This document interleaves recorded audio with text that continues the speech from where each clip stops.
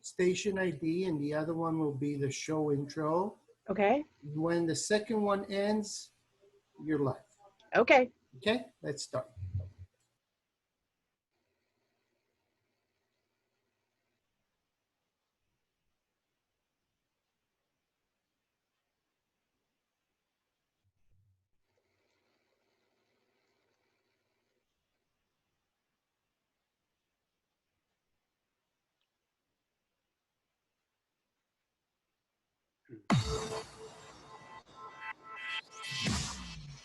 Irreverent, entertaining, cool.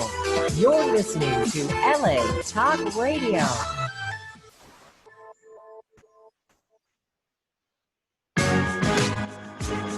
You're listening to the Hypno Fairy Godmother Show with Shirley Yance, only on LA Talk Radio. Hello, and welcome to the Hypno Fairy Godmother Show. I'm Shirley, a clinical hypnotherapist here in Southern California, and a glitter and rainbow girl going way back. My specialty is actually working with the LGBTQIA plus community, and I wouldn't have it any other way. I thought, with everything going on right now, that we really needed to hear some fun, inspiring stories that'll bring a smile to your face and maybe a little bit of giggle in your heart. So before we get going, I want everybody who's in a safe place, that's very important, to just take a nice deep breath, hold it, and exhale a big smile. See, easy. So as many of you know, today is the first day of Pride also. And I call it Pride season because although it starts in June, it tends to kind of waver off a little bit, depending on where people are at. So this month, I had decided that I wanted to have people on my show that make me proud to be part of this community, which I am very proud to be part of this community, but have, some great Pride stories, really inspirational, just things to, like I said, make you smile. So today, I want to bring in a friend of mine, Kevin Sullivan, who is, wow, Kevin, we've known each other for a while. Kevin is an Emmy award-winning writer for Nickelodeon's Loud House. So hello, Kevin. Hello, Shirley. It's nice to see you. We've been chatting lately, but I haven't seen you face to face in a very long time. Exactly. This is a nice way to do it. Yeah. So yeah, we met each other volunteering for No Hate. Yes. Which is still something that's very near and dear to my heart. Shout out to Adam and Jeff and all that their organization is still doing. Yeah. Hopefully one of them will be on the show very soon, or both of them. Awesome. That's the next thing I'm working on. So one of the things is that, I know that you're still working during the virus. Yes. How has that changed things? Normally we run, even though the Loud House is a cartoon, we run the show like it's an actual sitcom. So the writers, there are 6 of us total, and a script coordinator who sits at the computer for us. We're usually in a room together most of the day, as most sitcom writers' rooms are for live action shows. So basically, we're just doing the same thing. We're operating pretty much like this. Where 6 or 7 of us appear on screen. We use a program called Blue Jeans that allows us to put whatever script or outline we're working on up on the screen as well, so we can all view the same thing. And we're still, pitching fart jokes, just doing it from the comfort of our home, basically. Okay. That's how we do it. So how did you get started in writing for animation? I fell into it, actually. There are a lot of aspiring writers and writing fellows and interns at Nickelodeon who ask me that question, and I always tell them, don't do it the way I did it. I kind of stumbled into it by accident. I moved to Los Angeles to be a television writer. I am not embarrassed at all to say that I am a soap opera junkie, and I wanted to write drama when I first moved out here. And got sidetracked for a very long time working for the Walt Disney Company, designing theme parks, which was Fun. a total curveball that I absolutely adored. But I reached a point where I wanted to try again to write for television. And I had friends who were producers at Nickelodeon, and both the shows that they were producing needed script coordinators, which is basically a writer's assistant. They are the liaison between the writers and the production staff. And Nickelodeon and most studios like to hire writer's assistants who have a desire or a background in writing.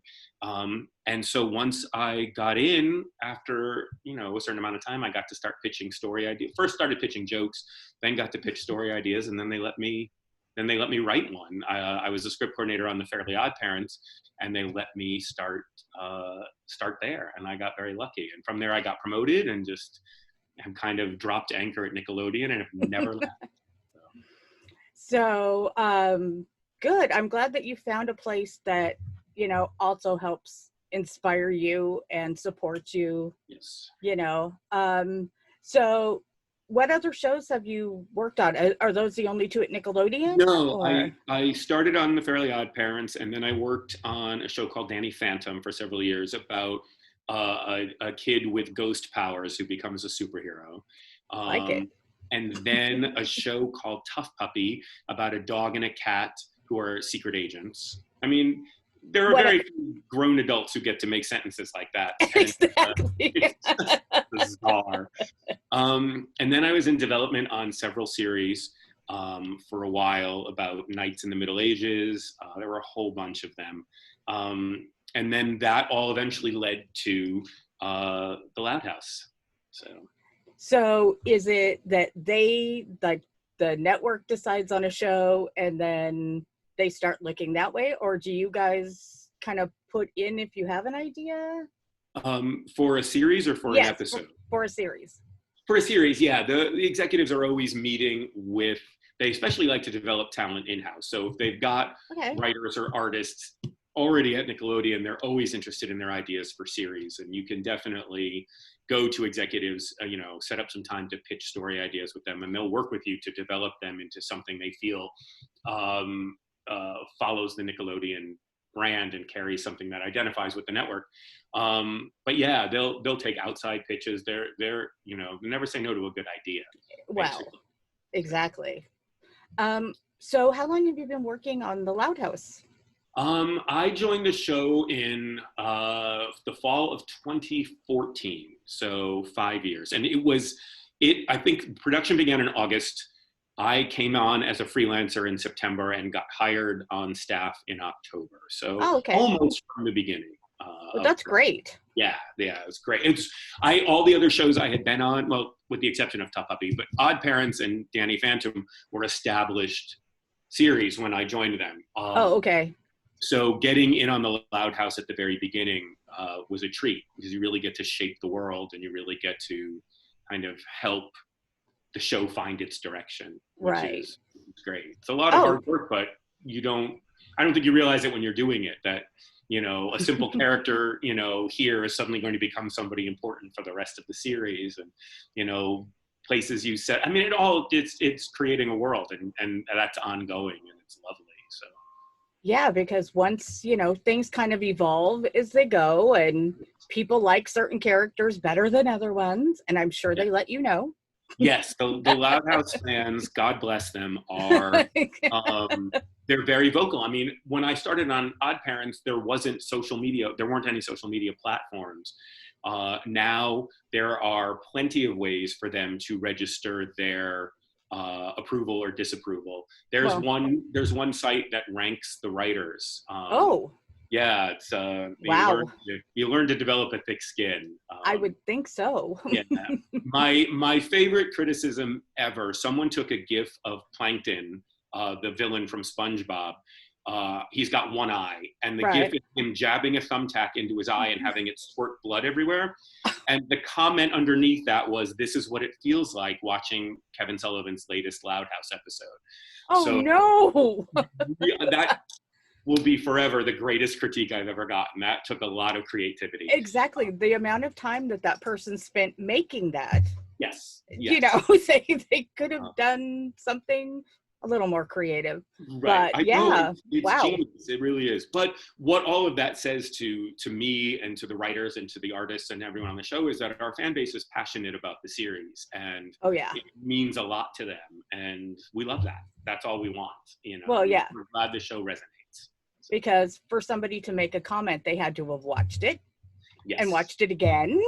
Yes, and really invest in it. They really invest in the characters, and exactly. And I mean, we do that now. I mean, you know, throughout the early stages of the quarantine, all you heard about was Tiger King on Netflix. Yep. You know, people get hooked on their shows. There was Game of Thrones for a while. There was Mad Men. You know, so this is kind of same thing. So you made the decision, I'm guessing, to put two dads on the Loud House. When I joined the show, that was already in the works. I will say that. I give all credit in the world to our production team, our producers, and to Nickelodeon for that. It was always the plan. I don't know that they knew when that information would be revealed. Lincoln Loud, the main character on the show, the 11-year-old boy, his best friend Clyde has two dads. And we were very careful in the early episodes to just have him refer to them as my parents. So we weren't going to tip it until we revealed it. And I don't know if it was because, you know, suddenly here's a gay guy writing the show. They were like, you write the episode. But it was an absolute honor to be able to do that and to treat it so nonchalantly. You know, there's an episode where Lincoln is having a sleepover. Clyde is coming to sleep over, and he calls Clyde and he says, "Where are you?" And Clyde's like, "My parents are walking me over right now. I'll be at your door in 3, 2, 1. He knocks on the door. Lincoln opens the door, and there are two dads. And he just says, "Hi, Mr. McBride. Hi, Mr. McBride." It's not a big deal. It's almost a throwaway scene, basically. And that's the best part. The absolute best part. And people went nuts for it. People were 2 days before the episode aired, I got an email from a producer at Nick saying, "The word is out. Okay. It's, you know, Nickelodeon is leaking this and it's out and the press has it." And every response was positive and wonderful. And wow. It was lovely. I mean, 1 million moms went after us, but besides them, everybody was so lovely and stunned by it. And it was such a big step forward for children's television. It really, totally, you know, and I will say, Clyde is African-American. One of his dads is African-American and the other one is white. And I got an email from two dads, one African-American and one white, who have a little girl. And she was a big fan of the Loud House. And they had read the articles in the press saying this episode is 2 days away from airing. So they decided to watch the episode with her and not tell her what was about to happen.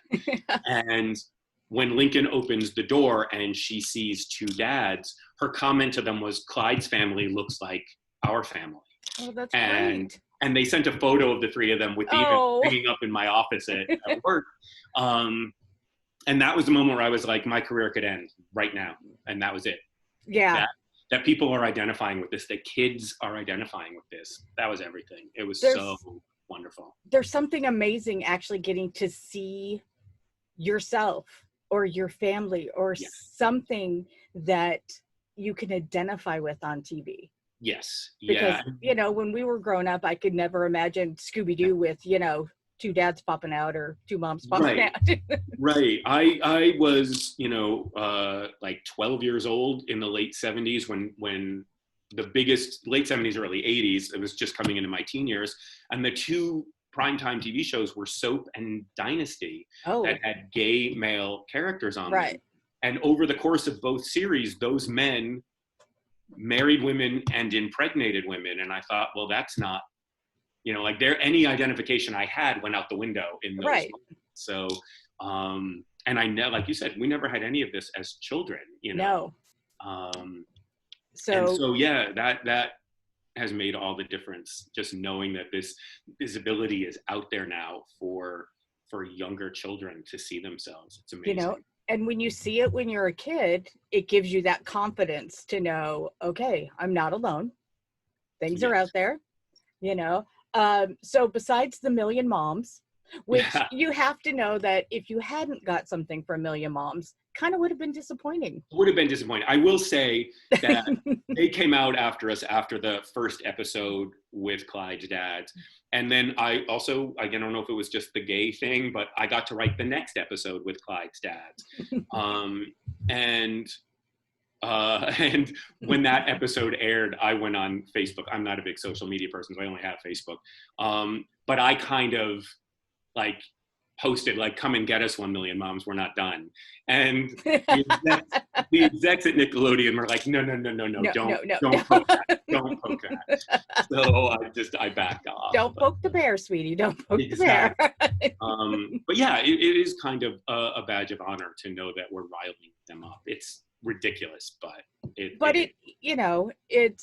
another one of those groups where, depending on what you're doing, you sort of expect it. Right, exactly. You're right. Had they not even noticed us, I would have been like, wait, what are we doing wrong? How did they not see this? Exactly. Especially since, they started hearing about it, and that they blew it all out of proportion. Yes. It's like, the bane of everybody's existence, 2 dads. Oh no. Yeah. I know the woman who created the Disney show Andy Mack, and in the final season of that show, Andy's male best friend comes out as gay and gets a boyfriend, and I think it was an even bigger deal because it was live action and it was the Disney Channel. Right. And he's the first person on Disney to say I'm gay out loud. And wow. she talked about the issues that she had with the protest groups and the 1 million moms. And yeah, you wear it a little bit like a badge of honor. It's you have to break through.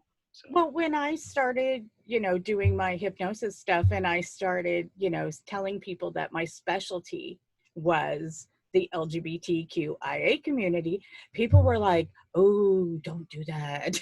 And I was like, why? People are people, come on. Yeah. So, and that's really all we're trying to do. Right. And we're just trying to get that message out there to younger people, and Lincoln, a few years after that episode, we made Lincoln's 15-year-old sister. Well, we don't define her. She's got a girlfriend, and we kind of leave it to the audience. Is she a lesbian? Is she bisexual? What is it? And we don't label it, and we don't label it because the response was, again, so incredibly positive. We do this episode where Lincoln finds a love letter addressed to L Loud, and all the siblings have L as their first name. And so they try to figure out who the letter belongs to. And one by one, they are eliminated from it. And it comes down to Lincoln's 15-year-old sister, Luna. And throughout the episode, she's talking about Sam, and she wishes it was Sam, and she hopes it's Sam, but there's no way it's Sam because she's out of Sam's league. And at the end of the episode, they find out the letters was meant for their dad. It was mom and dad celebrating their anniversary. But all of the kids realize, hey, we have crushes on someone. Why don't we send them love letters? Like, why not, take the initiative? And so the final scene of the episode is Luna putting a love letter in somebody's locker, and then someone comes along, and we had kind of cheated it before. Anytime Luna talked about Sam, we showed a guy and 2 girls, and we just left it. So in the final scene, we reveal that Sam is one of those girls. And it was the Loud House, when we were at the studio, show would premiere at 5 o'clock Eastern time, 2 o'clock Pacific. So we would gather as a crew and watch the episode together. And well, that's gotta be fun. It's so much fun. And as we were walking back to our offices after the episode aired, the head of our social media department was like, it's already blowing up. the internet is going ballistic that Luna has a girlfriend. And it was so interesting because some people insisted she was bisexual and some people insisted she was a lesbian. And it was like, everybody needs to identify and needs to see themselves on television. Right. You said. So we're not going to identify it. If you need Luna to be bisexual because you are, and here's a 15-year-old example of that, then by all means run with it. If you think she's lesbian, by all means run with it. Exactly. And it's great to put that out there. Absolutely. Oh yeah, definitely. And the fact that you don't label her is wonderful. Yeah, and it's interesting because I wrote the episode, again, because I'm a gay man. I'm like, well, then she's a lesbian. But no, we don't say that. We don't say it out loud at all, so she is just Luna, basically, is what we come to, and this is who Luna is. And that message is even stronger, actually, without a label. Right. So, right. Defined. Right. Don't define yourself. Don't even pin this label on you. And it was a really good lesson for me. I mean, God, how old was I writing that episode? Too old. I suddenly realized, wow, look at you. You're being confined by labels as well. So. And, speaking personally, the fact that, a lot of times when shows have gay characters, they're men. Yes. And I don't know whether that's because it's easier or because with lesbians or women or, people tend to go, oh, they're just friends. Yeah, I think so. It makes it. Yeah, they'll see women as just friends. It's harder to show affection between two men, though. That makes people more. Yes, it does. And granted, this is a cartoon, and it's at its heart, it's just goofy and fun. I mean, the kids learn lessons in it. It has a message, but we never wanted either of those reveals, Luna's reveal or Clyde's dad's reveals, to be an after-school special. It was just, This is already accepted. And the best part of the Luna episode was she tells the family, "No, I wish it were Sam." Family already knows Sam is a girl. We're not doing a coming out episode. Luna's out and accepted and proud, and no one blinks. And that was important too, I think, the positive reinforcement of that. And I think that's the best part, is that it's not a big after school, the very special episode of, it's just there. It's what it is. Mm-hmm. You don't have to make it a production. Right. Everything coming out. I mean, I think those stories are definitely important. I think, Cyrus coming out on Andy Mack was that story, was a coming out tale, and was super important. And there are other stories. And in this story, Luna is already accepted, we're a cartoon. I don't know that we want to be bogged down with a lot of angst and, we want to get to the goofy fun of this. Oh, yeah, that's the whole idea. It's not to make it, you're making animation. You want it to be happy animation. Exactly. So, and the message is positive, and Sam has become such a significant character. When I wrote that episode, the edict from the network was no more Sam until the episode airs, just so that we make sure the reception is positive. Oh, okay. And the reception was stunning, but it takes 10 months to make a single episode. Oh, wow. So the minute that episode aired, Nickelodeon was like, more Sam right now. Well, you're not going to see Sam for another year because it takes that long to get an episode done. So we began putting Sam in comic books and shorts. And where we could, because I will never forget one of the quotes, one of the responses I got was, "You better not be messing with us. Like, I don't want Sam to be a one-off and we never see her again." And I was like, dude, we don't want that either. Exactly. How do we make sure that she stays relevant until we can put her in another episode? So it takes 10 months. From beginning to end, wow. From initial idea to the final product delivered to the studio for airing, it's 10 months. So for 11 minutes. You're constantly just going from one to the next to the next. We're working on 5 or 6 in various stages. Oh, okay. At any given time. And there are moments where I have to stop and think. Someone will say, all right, we're going to jump into, and they'll give the title of an episode. And I'm like, what the heck is that one again? So it takes a little bit of thinking, but yeah, there is a lot happening all at once. So, as far as the public goes, but the community, the LGBTQ community, how their reaction has, you've said, very positive. Yes. Yeah. It's been great. Through these episodes and through the Loud House, I've been connected to a bunch of LGBTQ animators, artists, writers, producers, casting people at all of the other animation studios in town. And we kind of formed a coalition, and we work with the organization GLAD to kind of chart, LGBTQ representation in children's television. And one of the women on the project said, if you looked at primetime television today, LGBTQ representation is about 2003.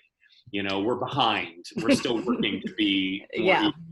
But if you look at children's television, LGBTQ representation is 1976. And we have a long way to go. And in the 4 years that I've been part of this organization, the number of LGBTQ characters in children's television has quadrupled. There are now framework shows with gay characters in the lead. It's fantastic. It's really a huge step forward. So the gay community, our community, is definitely behind that. They're definitely seeing that sea change, which is wonderful. How's your fan mail from the community? Well, I will say when the Luna episode aired, the fan mail was staggering. The emails and texts that I would get, people hunt you down. They'll find your email address. And it was all positive. They sent me fan art of Luna and Sam hanging out. And, the big thing is always, like, these days, is giving a couple, like a power name. Right. And they did. They combined Sam and Luna into Sauna. And I was like, I'm dead. That is the greatest thing. Nickelodeon, our offices are there's so much whiteboard space around our offices where you can just draw and write. Right. And I just took a marker and wrote Team Sauna in massive letters outside my office, because how do you not love that? Exactly. To know that there was so much positive, and somebody took it and went, okay, even after the episode is over, it's still resonating. Yeah, they're writing their own fan fiction for the characters, and it's lovely. I mean, there's so much fan fiction out there for adult shows, and I love that our fan base is so incredibly passionate about Clyde's dads and about Luna and Sam. And slowly, because of that, we've been able to just introduce more characters who play maybe a less pivotal role. Lincoln's older sister, Lenny, has a job at a department store, and one of her coworkers is a guy named Miguel, who is basically Jack McFarland from Will and Grace. Like, he is that sassy gay guy. And I mean, well, first of all, it's amazing how many of our writing staff love to write for Miguel. I mean, he's just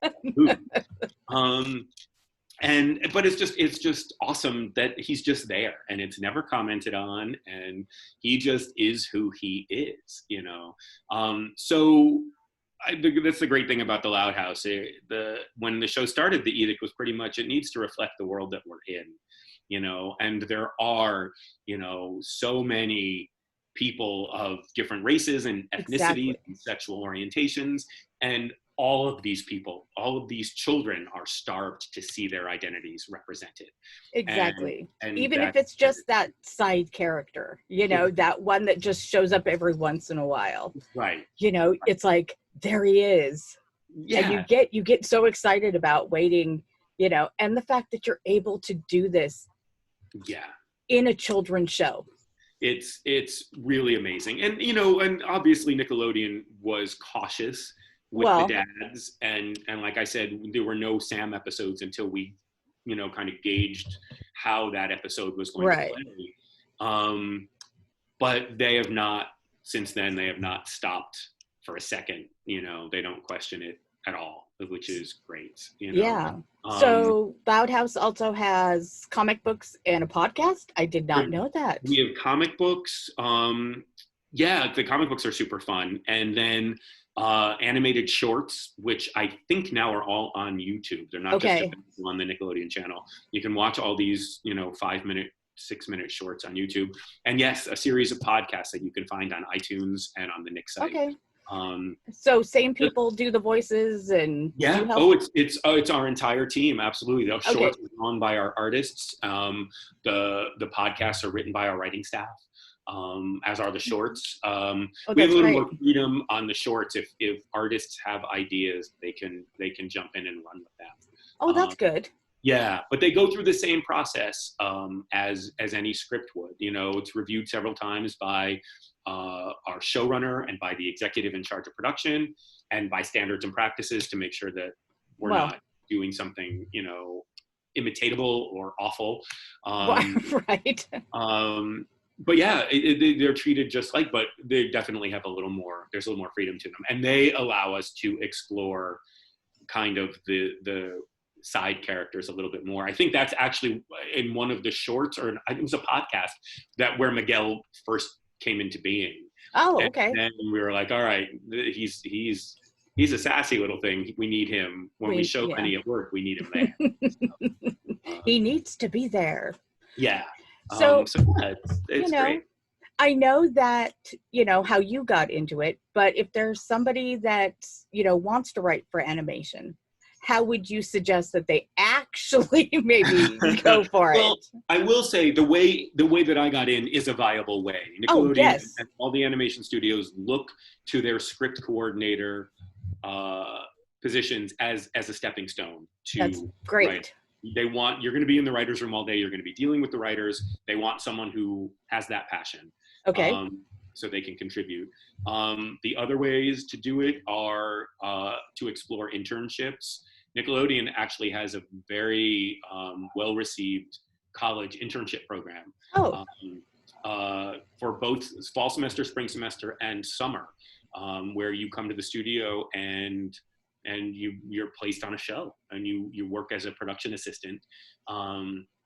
So you're learning all the facets of animation and during your time there, you're encouraged to meet with, artists and writers and producers and kind of figure out the path you want to go on. And then the third way is Nickelodeon also has a great writing fellowship where you submit spec scripts or pilot scripts, and they usually pick for maybe 3 to 5, somewhere in the 3 to 5 applicants who then spend pretty much October to August at the studio, honing their writing skills, getting time in writers' rooms with various productions. And we've actually hired several writers out of the fellowship program. But that's great. That comes off of the basic caveat, which is you should be writing. If you want to write for animation, write spec scripts of sitcoms, write a pilot script, write animation, whatever your passion is, have some scripts ready so that if you are in Los Angeles or you reach out to somebody on the internet who is in Los Angeles, even if you're not, and say, I'd love to read what you wrote, you have something to send. Early on in my career, I had a writing partner, and he and I had a bunch of spec scripts. This was back in the 90s. So it was Friends and Ellen and Sybil. And we had always wanted to write an episode of a Phil Hartman series that was on the air at the time called News Radio, but we hadn't done it yet. And we sent a letter to an agent, and we listed that as an episode a script we had written. And he emailed us back and said, I want to meet you guys. I want to read your stuff. Send me your Ellen script and your News Radio script. And we were of course. Oh, dang it. And that was on a Thursday. And Friday after work until Sunday night, we locked ourselves in his apartment and didn't leave until we had a News Radio script. And I would not recommend writing a script that way ever. No. So it's always good to have something ready because you never know when someone's going to say, hey, I'll read that. Let me see it. That's perfect. Yeah. And do you know if that's just for writers, or do they do that for writers and artists? Or Nickelodeon has an artist program as well. Okay. They're always looking to cultivate new talent in any way. So they do portfolio reviews often. Okay. at different animation fairs or expos. They'll have artists there to critique art, aspiring artists' portfolios and kind of, give them the pros and cons of their approach and kind of guide them that way. That's an area of the world I know little about. I have so much admiration for artists. One of them, our artist will appear on Facebook all the time in like, hey, you two can draw a Loud House character. And so once I did it, I'm like, you know what, our one of our designers was drawing Lincoln Loud. I'm like, I'm going to draw Lincoln Loud. No, it was not. Yeah, no. Realize that you're much more of a writer than an artist. Exactly. So the artist, anyone who has that skill set, I'm in awe of. But yes, the same programs exist to kind of nurture their careers as well. And because I know, a lot of kids and a lot of people can do both, but some can only do like one or the other. Yes, and that, really and believe me, and I'm one of those people, and it's always hard if you want to pitch a show to executives because they would love to see artwork while you are talking about your characters in this world and you're trying to sell them on it. It's always easier if they can see what, some vision of, even if it changes, should the show go to production, show them something. So a lot of writers will beg their artist friends, like, look, I'll give you $100. Can you just draw something for me? And vice versa. I've had artists come to me like, can you help me work on a show Bible and put down in words what I'm trying to say with these drawings? So you got to work together. Yes, exactly. If you are skilled with both, God bless you. But for those of us who only have one skill set, you really have to work hard. And that, I think, speaks to the whole heart of the process, because Loud House is definitely a beautiful collaboration between the writers and all of the artists and designers and background painters, on our show, and our entire production team who kind of sew both pieces together and make it one. So yeah, you learn early on that you're not doing this alone, for sure. And you got that first Emmy, and now you're going for a second one. Yeah, we were stunned last year to win. We won Outstanding Animated Children's Program and Outstanding Writing for an animated children's program, and yeah, it was pretty spectacular, actually. For the rest of during the ceremony, they only give you one award, and then you have to order all the other ones. So at the after party, I found I couldn't put it down. I was just like, I'm sorry.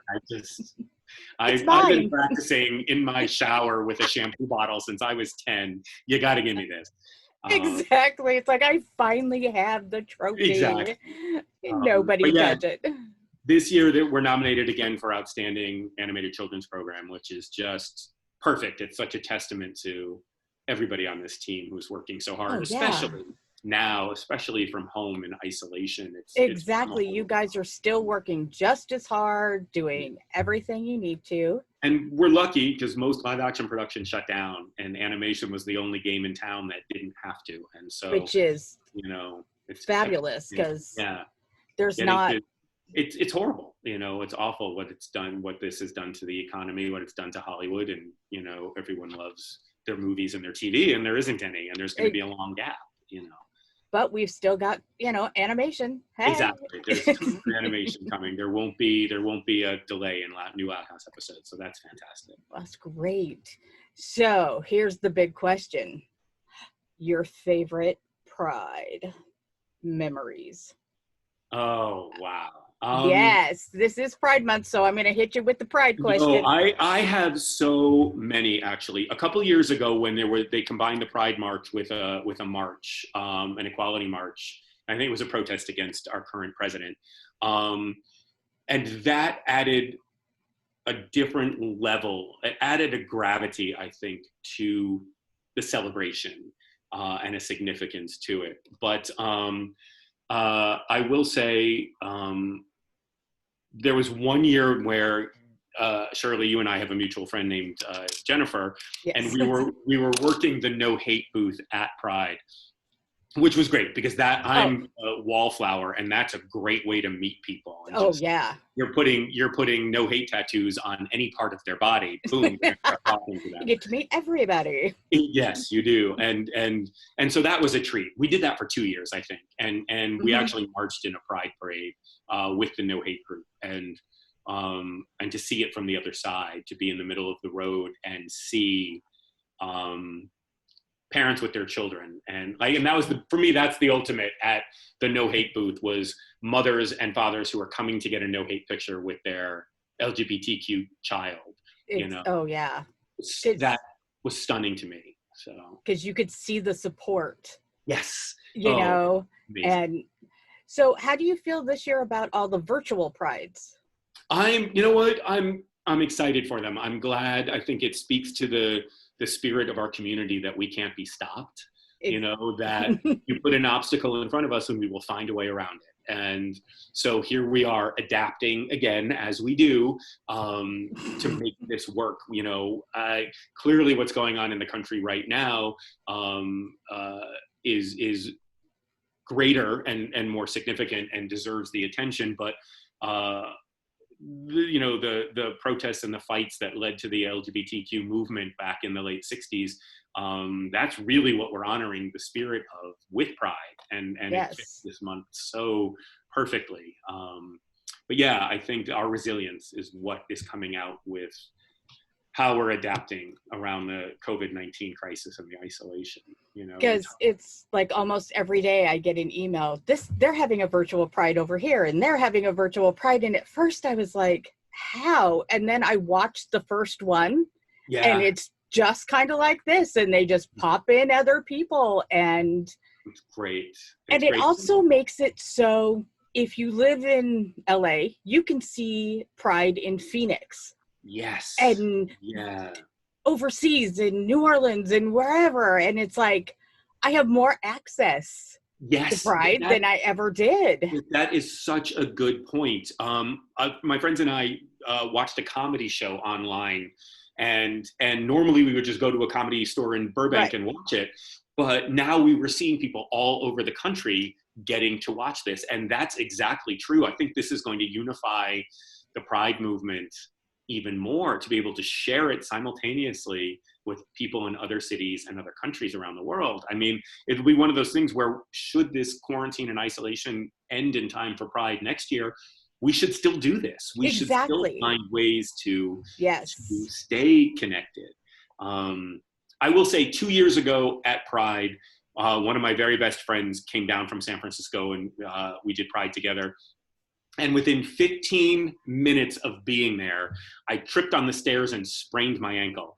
And we're outside, and my ankle had swollen up. And it was so painful that I passed out. I hit the ground. So he texted me when everything was going virtual, and he's like, at least you can't hurt yourself from the comfort of the home this year. So I am very grateful for that. I will stay safe and try not to dance too much around my living room. But we still do. We do? It's like, I'm all about it. I got to help with a virtual Pride this year. Oh, wow. How?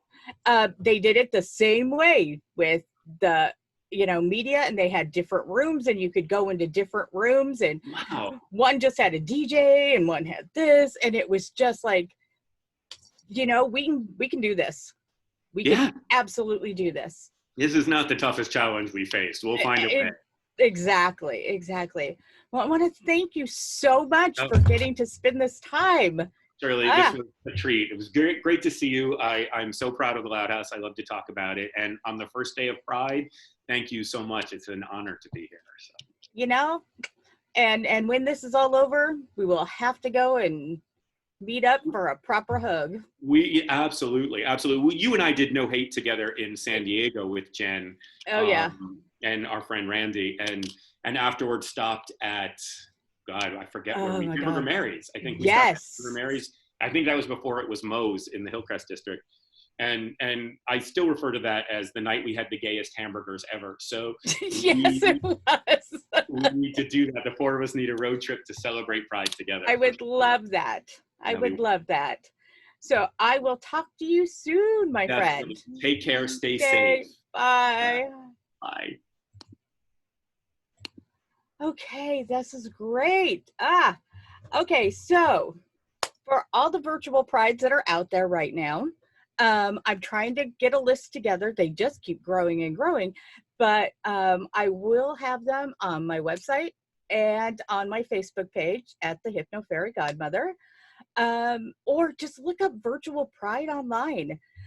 It's amazing, and it's a way to connect, even if you feel like, you know, you're kind of stuck, and, you know, become a part of it.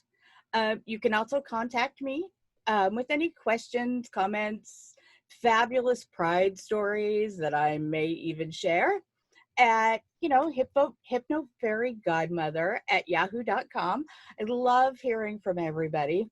If you want to help support the show, I do have a Patreon page that have some great perks, including some major shout outs, and you get your name on my wall. And so I want to keep this going and the fun. So, you know, and I want, you know, tell everybody about the show, that we have some fun people on here. You know, sometimes I'll be discussing maybe more pride things. Sometimes if you have hypnotherapy questions, I can answer those too. Not sure who my next guest is going to be, but I have somebody in the works that I think you're all going to like. You know, so keep the fun going. You know, in this time of craziness, I would rather have smiling craziness. You know, go dance in your front yard, you know, to music. I've seen people wear costumes and waving. As long as you're safe, then that's definitely something that you can do. You know, if you're in a great spot and you feel secure, show your pride. You know, raise a flag, wear a fun, crazy shirt. You know, do an online thing and maybe join one of these virtual prides. They're all looking, for the most part, they're looking for people to help. So they usually ask for videos, and you can be part of that virtual pride too. So one last thing I want to do before we go today is we're going to take one more deep breath, hold it, and exhale with a great big smile. So thanks for tuning in, everybody. I know I'll see you next week, same time. And remember, always exhale with a smile. This is Shirley, your Hypno Fairy Godmother, on LA Talk Radio.